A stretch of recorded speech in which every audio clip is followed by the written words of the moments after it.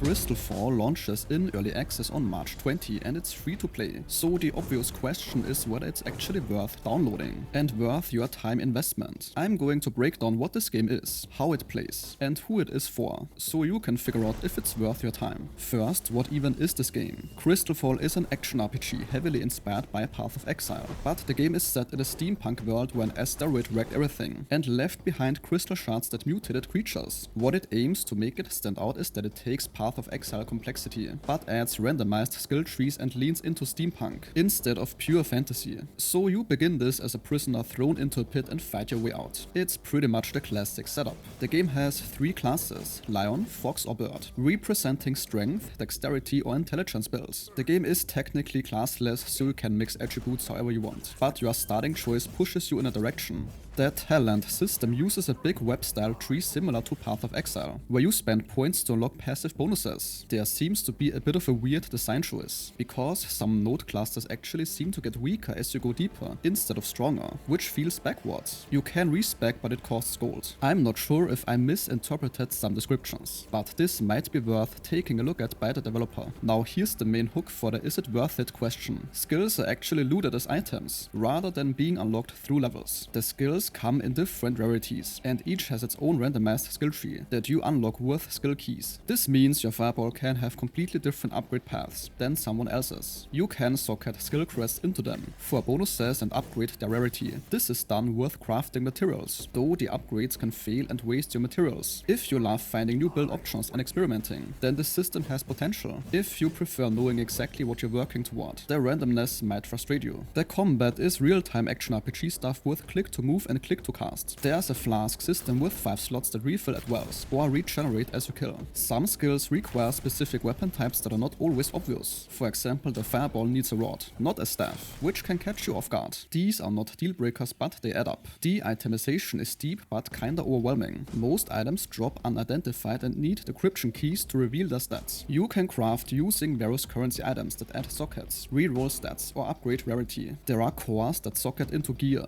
and glyphs that socket into the talent tree itself. If you like complex systems, then you might just be into this. If you want something simpler, it may feel like homework.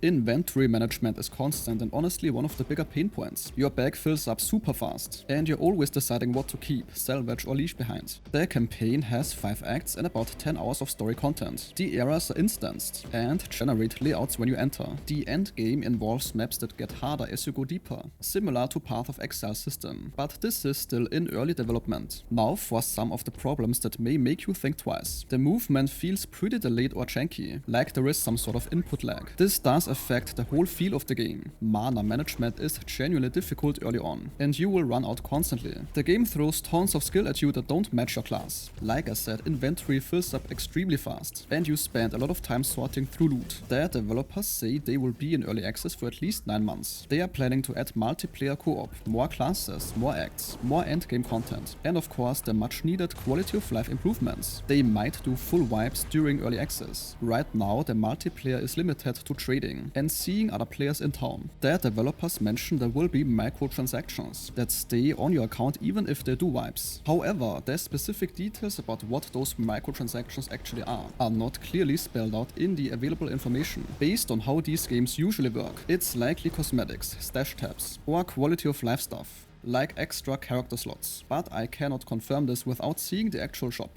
The fact that they are emphasizing microtransactions persist through wipes does suggest they expect people to spend money during early access, so this is definitely something worth watching for, if you are purely interested in the free-to-play aspect. So is it worth playing? If you're a Path of Exile fan hungry for something new, then this is at least worth checking out, since it's free. The lootable skills with random trees are genuinely interesting, and if you do like theory crafting, then there is something here. And this sentence concludes today's video. If your time was respected, a like or comment is very much appreciated.